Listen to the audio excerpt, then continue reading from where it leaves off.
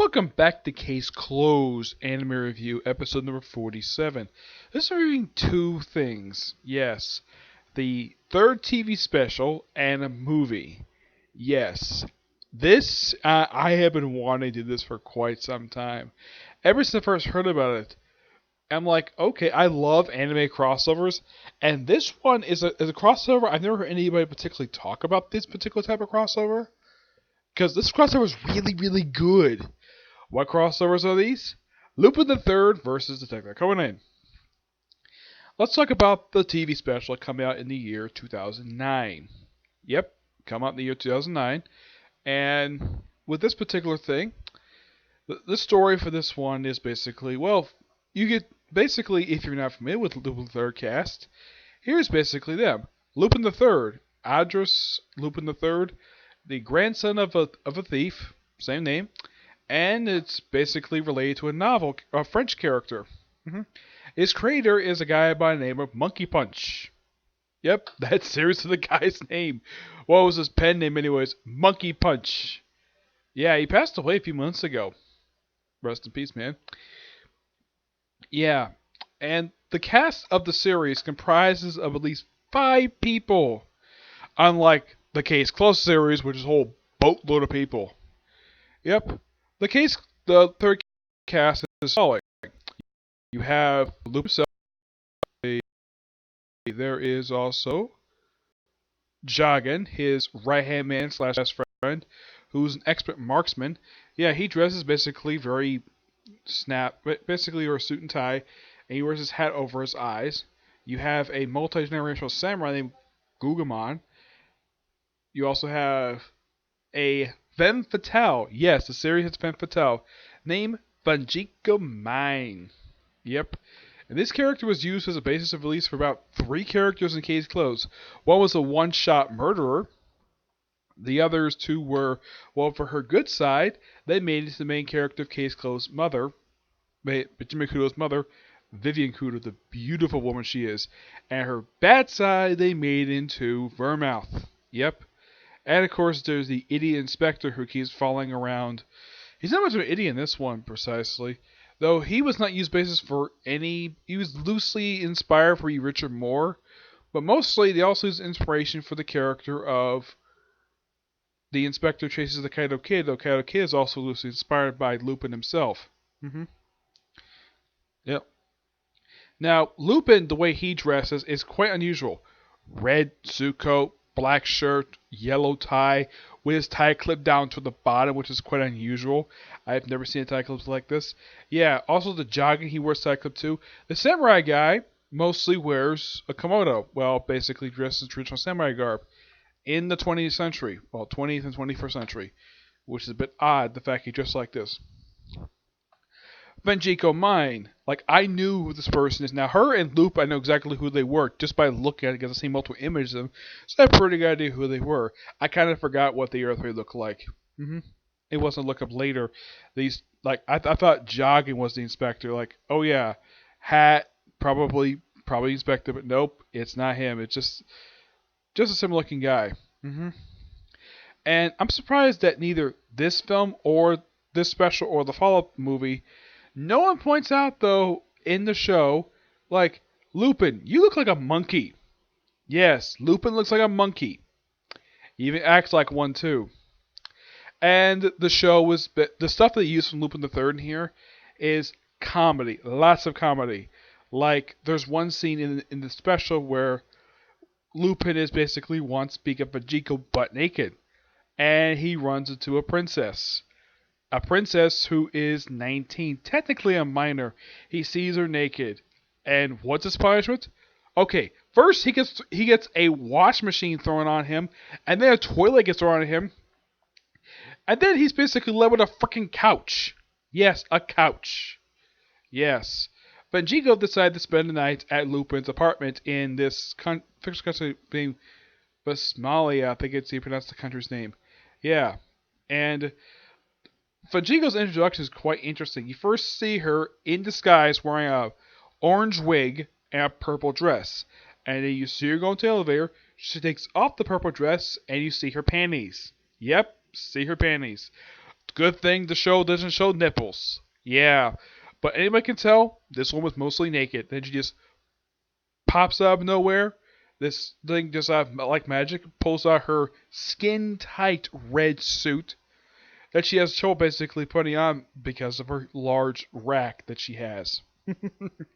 Yeah.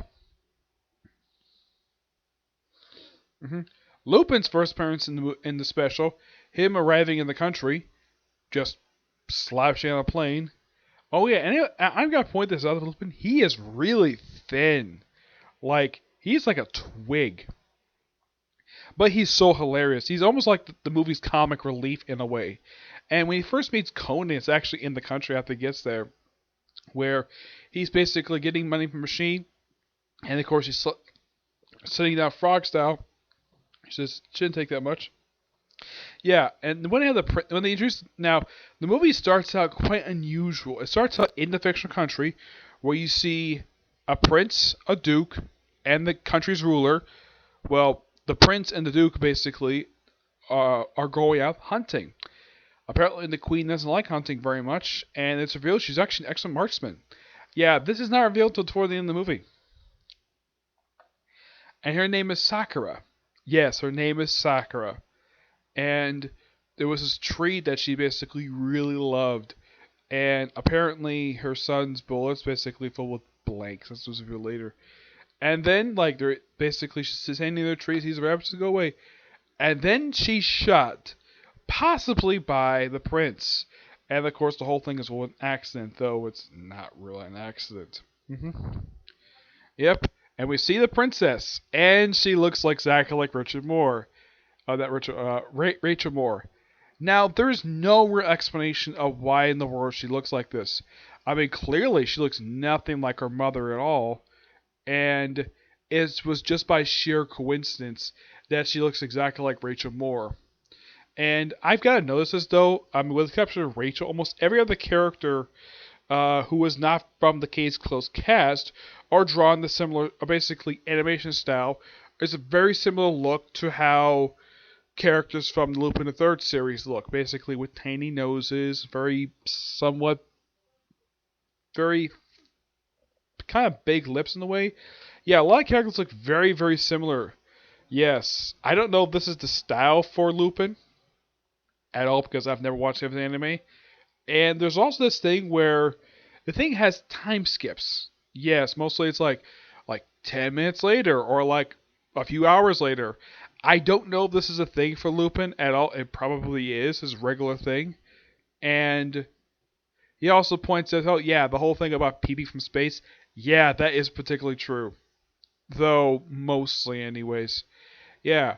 You see Lupin, I mean he doesn't interact with the cast of the cast of Case Closed, not until like halfway through the movie. It's not until Conan arrives in this fictional country they finally meet him. It's not until like halfway through the movie these two finally meet. I mean the inspector now the first like I'd say about 30 minutes is basically take place of course a few hours. Yeah, basically the princess travels to Japan, goes to a party that just by sheer coincidence Serena, Rachel, and Conan are just happily at. And they're just basically, and of course, they all point out that, man, she looks exactly like Rachel. They're not exactly going to, like, point out in public that she looks exactly like Rachel. Like, oh, Rachel, why you dress up as like a princess? They're not going to, like, luckily enough, they did not write in that way. That would have been stupid. Really stupid if they did that. And then, of course, she's there served, like, wine. And, of course, Conan basically notices while going to the bathroom. He notices the guy's, yeah, and he goes like, tells him to stop, don't drink that glass, princess. Yeah, and it turns out, and of course he basically, and the guy starts running, and he tells Richard like stop him, and he gives him a judo flip. Yeah, and it turns out the whole thing was just he was hired by some mysterious person to basically drug her. Not the killer per se, but basically drug her. And the odd thing about this princess is she's very cold to people. Yes. And then she just slips out of the party via a smoke grenade. Actually, it was a smoker. Basically, she lights the fire sprinklers. able to slip out, runs through chasing one of her bodyguards, and then just by sheer coincidence, I think anybody who's seen movies like this, we have two characters who look exactly like, from two different backgrounds, run to each other, and of course Rachel basically protecting her, and then it's the princess that comes with the idea of swapping clothes. Yeah, so they go out and they go to a bathroom, and and then basically the princess forces Rachel into a bathroom, and then she strips her down to her underwear in a stall, and basically slips on the dress pretty quickly. And the whole point of this is so that she could basically have a night by herself, act like a normal teenager. And then she's basically chased by Conan, who thinks she's, well, Rachel, because she's wearing Rachel clothes. And then she runs to Finjigo Mine on her pink motorcycle. Yes, pink motorcycle. Thing shows up next to him, by the way. Conan chases her for a while, loses him, and even Finjigo basically admires the fact this kid is, like, smart. In fact, they would chase him, like, all the way to...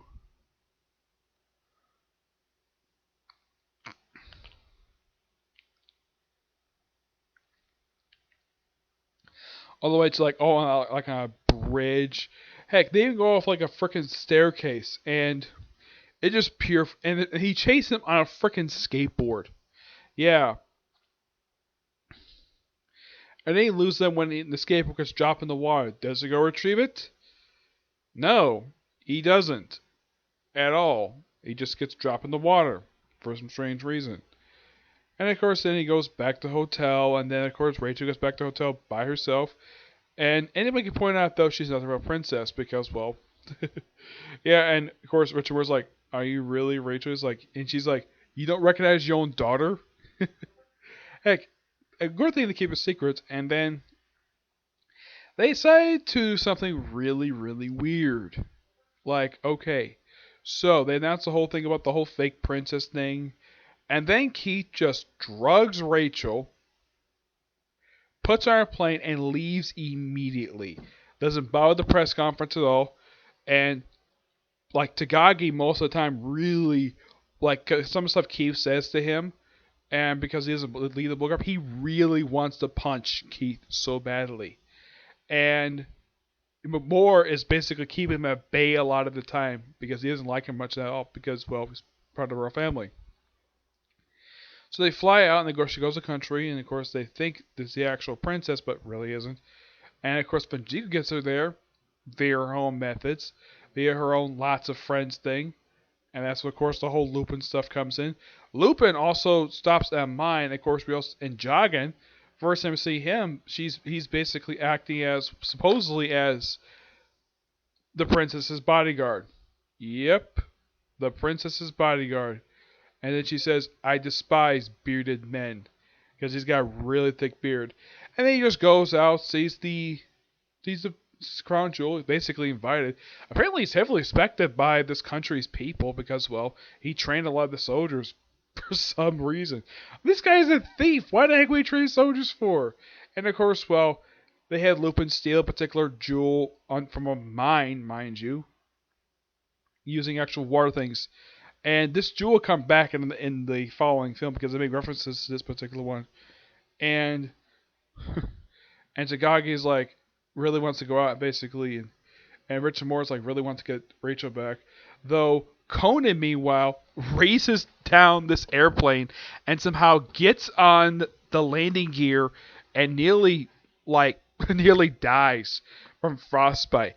Luckily not able to save him. And of course, well, Keith, that's named the Count. He's like, "Who are you really?" Like, and of course, the whole thing Conan. Conan just get minor frostbite. And of course, Conan gets the country illegally. Yeah, so did Rachel. She got the country illegally. Yeah, no one questions that, but they question about Conan's basically entry with the country. And then becomes sort of a buddy cop movie, like right after that. It's like, go investigate the actual murder of the Queen and Prince. And then, of course, well, with Conan out of the country, then all of a sudden, the inspector who chases down Lupin, I think his name is Zachar, I think his name is. I think it's pronounced the guy's name. He's also revealed to be, I love this particular portion of this movie, where they retconned that he was a graduate. He graduated the same class as McGuire at the police academy. Okay, that actually, I like that particular thing because, well, the writer of the series is a big fan of Lupin the Third, so why not have a minor retcon in the series where the inspector is an old friend of McGuire's? I love it. It's particularly very good. And he brings along Richard Moore as his assistant. So, they fly to the country because apparently he has jurisdiction all over the planet because over one case. The arrest of Lupin the Third. Lupin is the only reason why he has international jurisdiction because he chases this guy over the freaking planet. He's obsessed with catching him. Yeah, I mean it's not as this is worse than how the inspector who chases the Kaido kid. Yeah, it's worse than that. Of course, simply that guy wants to simply arrest him. He just simply just want to catch him first. He just really wants to get rid of him. He's just obsessed with him. And of course, they fly out. And of course, Richard Moore really wants to go on patrol. Look for his daughter. They find her pretty quickly. And with the princess there, they swap back clothing. And there's this funny scene. This is, of course, after Conan meets Lupin. And they're in the same room together. Jogging goes to see that Lupin is there. And, of course, Richard Moore is there, too. Richard picks up Conan, puts him on the table. And it's a funny moment. It's like they're both talking about the same exact thing. Like, Jogging is scolding Lupin. And, of course, Richard Moore scolding Conan. And then Rachel comes in. Of course, Conan and Richard don't know if this is really her. And then she bangs on the door really, really hard. It's like, yep, that's her. I thought that was so funny. And, of course, Richard Moore is investigating the actual murder. And the bodyguard basically is open to helping him. Because, well, he kind of failed this job protecting the queen and prince. He does not want to protect the princess. Though Rachel, when she first met the princess, she beat the living crap out of the bodyguard. And of course, later on, she did apologize for it. The guy did accept the apology. Well, they both accepted his apologies. Basically, all forgiven. Yep. Let's see, what else? Then, of course, we have it where the princess, this is before the princess goes back to the castle, is that the princess and meets Conan again. And sees Jogging. Of course, they're there with... and then, of course, she meets... And then she mentions Pachinko Mine. It's like, oh, no. Not Pachinko Mine. Yep. And, of course, they go to that motorcycle. Lupin is there. Now, they're not... Right now, Lupin is basically their driver the whole time. And, of course, he has to stop and get some orange juice and iced coffee. That was when he ran into Conan. And then, of course, because Lupin is a master disguise, and of course, well, they had this funny little, and this is the same scene where Rachel comes back and meets up with Conan and Richard. Like, when the inspector comes, apparently Lupin and Jogging decided to go hiding at the table, and like, they both ask, like, what is the old man doing here? Yeah, apparently that's Lupin's nickname for the inspector who chases him. Call him the old man. Okay. So later on, apparently he decides to knock out Richard Moore, strip her down to his underwear, and disguise himself as him. He's the master of disguise anyway, so is the Kato Kid. And then, of course, well, he's able to figure out kind of easily about the whole thing of, well, Conan being Jimmy Kudo. And using the bow tie. First he knocks out the inspector. But, yeah, that was that point when he figured out that Lupin was disguised as Richard Moore. Yeah, and of course the whole thing about the murder investigation and the fact the Duke was actually behind it all. Because he thinks that the Queen was leaving the country, even though she really wasn't. And leads an awesome brawl, which Richard Moore does nothing this whole scene. Yeah, she fights one bodyguard, but other guards, nope, she does nothing. Like, she's basically standing still while Lupin, Bunjiko, and the maids. Yes, the maids. These two are so funny. The fact that Rachel gets along with these two maids so well. And these maids also go on pretty well with the princess, somewhat. And they beat the crap out of some of these guards working for Gerard. That's the name of the Duke. And of course, Bunjiko gets hands on the detonator, which looks like a thermal detonator from Star Wars. Like, did the people who made this movie, made this movie special, are they fans of Star Wars, make this little smoke bomb look exactly like a thermal detonator? I mean, appearance-wise, it's almost exactly the same, except for, like, one little knob that's not there on top. And, of course, everybody survives from the explosion. Gerard is arrested, And then also, they also have one point when Lupin goes to rob the vault. And he gets there and, well, he's about to knock out the guards, and nope, they're asleep. And they get stolen by Fanjico, who also disguised himself as a lawyer. Because, yeah, I don't accept cash. I don't accept checks. Just give me cash. A whole briefcase of cash featuring the queen's face on it. She goes, and of course the alarm goes up. It's like, and she sees that the whole cops are surrounded. The place like, man, that was way too quick. Eventually, it was returned, and of course Lupin explains to the princess later that she actually met her mother years prior. As for how many years prior, I have no idea. Probably about 10 years, 10 maybe 15 years ago. Yeah, I know exactly how long Lupin's been around for, like, because, well, slightly time skip possibly. I mean, Lupin looks like probably a guy in his early to mid 30s. Benjigo's around the same age as he is. And there's this minor gag of basically when he's trying to hop in the bed with Benjigo, where she looks like she's completely naked. So he just hops up his clothes and basically his underwear, and then of course she opens up the sheet and the boxing glove comes in, knocks him straight in the wall, and then she throws him out of the apartment. She does the same thing in the following film as well, which I thought was so hilarious. hmm Yeah. Let's see here. What else? Yeah. Then pretty much like they had, of course they now for the vault scene now because Lupin got trapped in there. He had to ask help. Like have like coach like, hey, can you let me out, please? Have Garamond basically cut his way down. We see apparently off screen he apparently cut through about 10 floors. He gets out perfectly fine, and so that's when later on had the fight scene, whatever. And then of course because Conan leave the country illegally, they had 4 officials from the Japanese embassy can pick up Conan, and it's Lupin's gang. And of course they go on the submarine owned by a friend of Fanjico's, and the special ends with Fanjico inspecting Conan. Like, what's the secret of you? Just like he's like, I just shrunk. Oh, it's so funny. And they reference this at the end of the next film as well.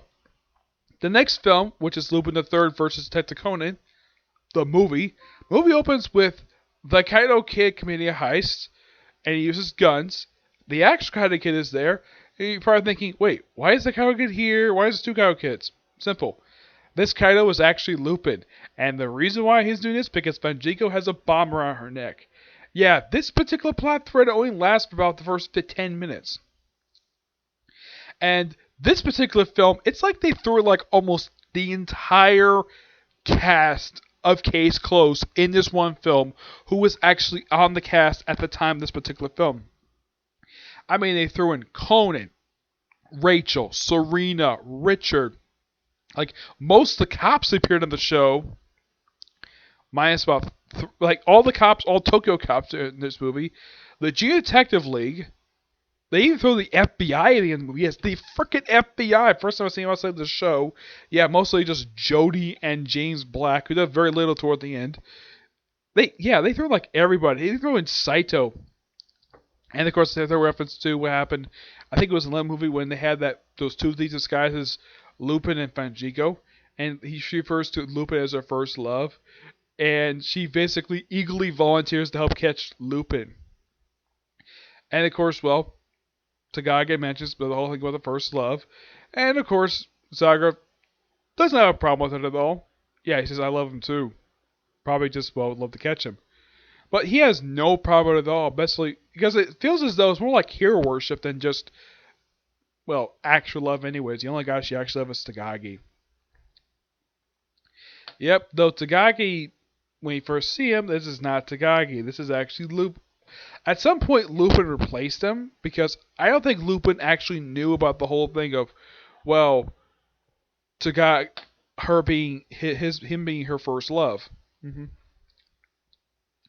So they got into the vault, and then Takagi was at that point was revealed to be Lupin, and then of course, well, he's like whole shaky thing. Apparently, took time to put stickers, and of course he shocks them, and then of course he escapes, and they have these various people who disguised as well Lupin. I thought this was so hilarious, and then somehow it gets down to the like the subway train, and somehow Saito was following them down there, and trying to catch him, and then she's about to run over by a train. Look up at the last minute, Lupin saves her because he admires her tenacity. And I should point out, though, this is the second and last time she encounters Lupin the whole film, because the rest of the time, she just chases him, and of course Takagi is later found in the inspector's car, tied up, with missing his suit coat and his pants. Yes. As for why he was put here, I have no idea. He's learned seen the movie, just signing bills. Because apparently that was his punishment for what happened to him. Like, this is an absolute stupid punishment. Also, the inspector, wow, he overdid at the beginning. So, because he overdid cause actual damage to the city, yeah, he was banned from this case involving Lupin. Because he's an idiot. Like, him I understand. Because he was made a fool out of by Lupin by the public. In the case of Takagi, his punishment makes really no goddamn sense at all. I mean, come on. He was knocked out, gagged, he was knocked out, tied up, and stripped down to his underwear. And his punishment is to basically fill out bills? Seriously? This is an absolute stupid punishment. He should be going after him, probably even punching him for basically what he did to him. But nope, he just hangs out of the office because this is a very stupid punishment. Yeah, in case you want to know, Keba and Santos in the movie, they don't do very much. Also, I'm not sure why in the world this is me. Everybody from Case Closed drawn normally. Not Santos. He looks completely different. Suit is correct.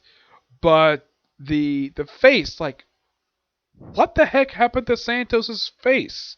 Because this is not how his face normally looks. Like, what the heck happened? The people who made this movie actually forget what his face looks like? And there's also another subplot here involving a singer and his manager who looks very similar faces. Not related. It's implied that the female manager is in love with basically her client. Doesn't go any place at all. She doesn't do very much. I mean, very beautiful looking woman with short hair like Saito, though she's not a tomboy per se, but yeah, and apparently, get this, apparently not only Richard Moore is falling for her, but also Genta and Mitch, making Amy jealous. Yes, why is Amy jealous of her childhood friends falling in love with a woman who's probably about 30 years older than they are? Like, yeah, this one was twice their age, and they basically fall for her. I mean, sweet Jesus, so dumb. Yeah. Let's see, what else? Yeah, they also have this thing where he sneaks out of the hotel, too. Yeah, a lot of thing with him is simply something they retread from the last film, per se. But he's a singer, and at least they'll have him run into another double of him, per se. And his involvement in the movie is basically very small. And then when he runs away and he runs to the tree and nearly falls off, of course they have to have Rachel try to save him. Of course, Serena tries to save him too. Rachel's coat nearly falls off. Then, of course, Conan saves him. And, of course, first he gets slapped by Rachel, and then he gets slapped by the woman who's in love with him. Yep. All in a span of about 5 minutes. Because he's an idiot.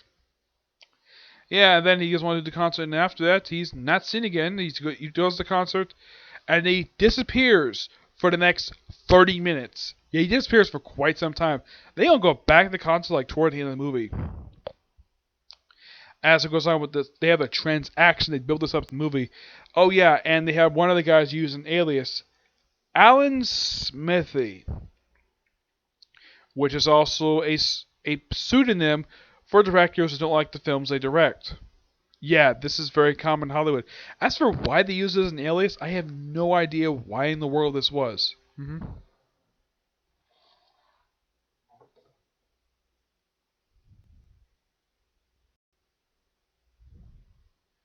Yeah, trying to think what else. Yeah, Fanchiko herself, she does stuff very normally from the last movie. I mean, she doesn't kidnap, like... As a matter of fact, the Lupin's interaction with the singer is barely there. I mean, the only person interacting with the singer is Jagan. Heck, I even appreciate the fact that Ganamon actually got a little more to do in this movie. He was even seen at the beginning of the movie, which is quite unusual. He's seen this movie a lot. At one point, the Junior technically find their hideout, and of course, then he knocks them out. And of course, I think he even suggests that he wanted to strip the children. I mean, dude, what the heck is your problem? That's a no-no. Don't do that at all. Heck, Lupin points out that's a stupid idea. And then, of course, Fanjigo just almost robs Lupin blind of all his weapons. Like, I'll take the kids too. Like, okay, take it back to Gos's house. And then she runs into Hybera. It's like, okay, you want to come with me and wrap up these kids? Okay. And the next time she's seen at this fancy hotel and taking it back with Fanjigo mine. Yes, and they're both butt naked. Yeah, second Lupin the third thing I've seen where she basically ends up naked. Though this time it's because she's taking a bath. Last time because she took a shower. Yep. And apparently she knows Hybera, calling her Cher, which is her real name. Yeah. And found like a dream drug, and then she just gets up. And in case you're wondering, no, we don't see Hybera's rear end. It's actually censored via Steam. Yes, a 7-year-old kid. And even if they did show her butt, I don't think a lot of people have a really big problem with it. As long as you don't have full-frontal nudity for a 7-year-old child. That would have been inappropriate.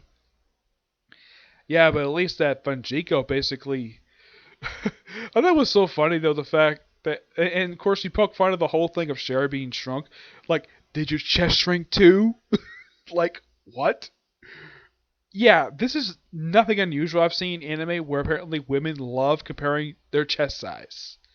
Yes, they love doing this. The first series I've seen this happen was Naruto Shippuden. Heck, this has happened in several series I've watched where women love to argue with each other on how big their chest is. Wow, such a really dumb thing to either argue or at least talk about. Heck, she even filled her up, which is kind of unusual. Look up wasn't molestation, it was kind of awkward. But like, since they know each other and they're just basically good friends, so and next time they're both dressed, and of course Hybera is using her laptop, and of course Vegeta's one of her many different outfits she's known for wearing. Yeah, she's known for wearing she's basically almost like a master of the sky, just like Lupin is. Too bad Jagan's not, because he stands out. Yep. Then, of course, they get to the transaction. And, of course, McGuire's there. Saito, of course, basically drives her sweet car. And, of course, Santos points out that he sees Conan. Heck, even like, whole thing before they get the transaction, like, they disappear for like 30 minutes. And then Saito drives her awesome car. I love this thing. It almost like something out of Miami Vice. She drives around. I don't think she does any damage to her car. She just basically knocks like a gate and has some minor thing underneath her bumper, but that's really it. And apparently the camera had to pick it up for some reason. Yeah. And then basically we see like supposedly a passing car, and it's Conan. Drives by. Goes to the particular airport, goes to the transaction, and then of course, well, Lupin shows up. Like, show up in style thanks to his car. Lupin always got, like, if I can tell, he has sweet cars. In the last film, it was mentioned, like, he's like, what happened to your, this car? He says, they passed away. You want to know why? Because the military of the country that he was in blew them up. Yeah, that was actually quite hilarious. Yeah, and of course, in this film, his car gets completely wrecked. And he says nothing about it at all. And of course, Conan is there, and then of course, the FBI just show up completely out. Well, they showed up basically kind of after they took out like a bunch of guys, and of course they have a gun to his head, about to arrest him. Conan's about to use his little tranquilizer on him. Then Conan's taken hostage, going on a plane with Lupin. Lupin gets on the plane quite unusually. First, well, Fanjigo wants to blow up the plane. Of course, Hyper's like, no, don't do that. You're like, okay. Take out machine guns, shoot up Sayo's car without damaging her, hurting her at all, and using her car as a ramp to launch off Lupin up to his plane. And he gets on the plane pretty easily, though, once again, another thing they repeated from the last film, someone still went on the plane. Yep. Though this time it's a little different. Though they're not going much any place. They're not going to our country per se, but they do mention that country. And the Count is in the movie, but he doesn't. He has a minor role in this movie. The plan, of course, is well. They had to fight like several people. Of course, Conan knocks out one of the people with his trusty soccer ball. And what else? Oh yeah, and of course they have another guy. They knocked that Lupin knocks out with a wrench, and he comes back with a freaking barrel gun, shoots out the place, kills the pilots, does damage to the place. Of course, they repaired the thing pretty easily, and they were to get off the plane despite being crashing. Also, have to sacrifice the jewel that Lupin stole twice, and they get a boat, and then, well, they're like in the water for a while, and then they're rescued by the friend of Fangikos, who's there with she's on a black submarine with Hybra, Genomon, and Jagan. And Lupin's like, oh no, not this place again. And of course, Lupin's like, does this place make bad memories for you? Yeah, because Fangio felt him up. And of course, the thing ends with Lupin, like, getting kicked up the summer frack like an idiot. And then after the credits, we have Lupin trying to steal something, and that thing was stolen by the Kaido Kid.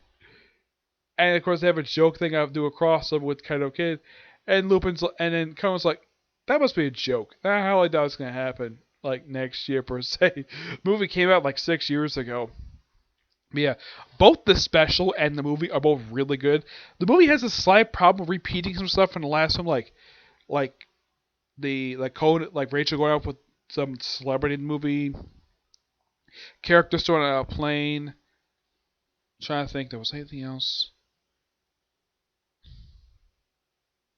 The inspector's not made to be an idiot like this, like last time, and he is trying to chase after Lupin like he usually does, and he crashing his car, though he probably lives anyways because he's still in the cartoons, whatever. And they do something different with Fangio this time. At least he's not palling around with the princess; he's palling around with Hybra because it's revealed that they're all friends. Yep. But both the special and the movie are both really good. It's great that they did a sequel to the special because I'm sure people love the special. That's why the reason why they did a sequel. It is something that they haven't done another one since then. I mean, you probably think, okay, maybe 4 years later, probably do another crossover between the two, but nope, they haven't. If they did, they'd probably throw in Masami Sarah, making her make another film appearance for her appearance for outside the main series. I personally would love it. But yeah, not much else to say about these two. They're both really good. I love them. I enjoy the heck out of them. I mean, I enjoy the comedy for Lupin the Third, and it might be a series, might be a franchise I might get to later on the line, like after I get to a few other series. But it would definitely something I'll be looking forward to seeing because this is just pure fun. I love it. Though in the case of the criticism I heard about the special, there's not much for Lupin the Third here. In the case of that one, there kind of is. Well, except for like one character, but it does feel fun. Yeah, that's one thing you gotta have a good thing about crossover. Make it fun. Yeah. Though this is one of few I've actually watched because here's the ones I've watched. You have Raidmaster and Fairy Tail. Let's see. You have Toriko One Piece, and Dragon Ball Z, and you have this one. This is the fourth crossover I've seen. Though it's the first one I know of where you have one series crossover with the series that inspired it. That thing is amazing. I keep thinking though, why can't we have that for Bleach and Yu Hakusho? I mean, Yu Hakusho heavily inspired Bleach, so why not? I personally would love to see it. I'm sure the dubcast love to see it too. Though the thing is, Yu Hakusho was dubbed by Funimation and Bleach was dubbed by Viz Media. But the thing is, this could possibly happen because the both shows are made with the same studio. I don't know why this was never done while Bleach was on the air. That would have been a heck of a lot of money for them, but they don't care. Of course, they only made 4 Bleach films. Yu Hakusho had 2. The first one was not much fun anyways. But when it comes to films per se, Case Close got the most, like 23. They've released like one a year. I think 2015 was the year they released 2 films, but this is actually a good. Both the film and the special were really, really good. And I know this review is quite long, but I'm talking about a special in a movie. Yeah, I remember the best I can. Okay, so yeah, that's it for this particular review. Stay tuned next for Comic Corner. Yep, a Comic Corner, my 1,001st review. You'll find out what I'm going to talk about in that video next. Okay, choose next video. Bye.